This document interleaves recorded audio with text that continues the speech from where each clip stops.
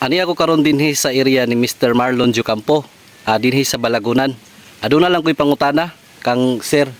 Sir, nganong until now wala jud ka moundang og gamit sa Rich Paul Organic Fertilizer?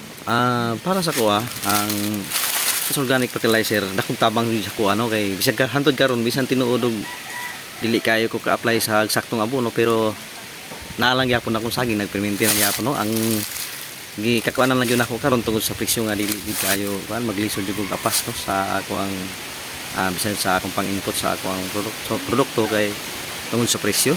Baba kay presyo sir, no? Baba jud siya ang presyo kayo.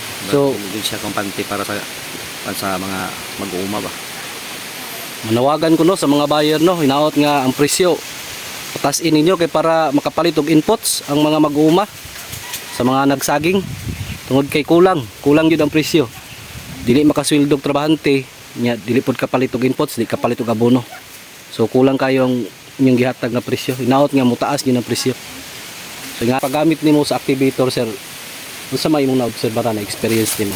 Actually, ang paggamit nako sa activator, bisan tinuod dili kayo paspas ang akong apply sa application sa akong abono, wala kay koy abono, pero ang paggamit sa activator paspas jud ang tubo sa saging, no?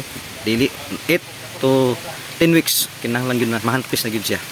Mao ingana kay epektibo ang activator para sa kuha. Sige. So kadto lang no.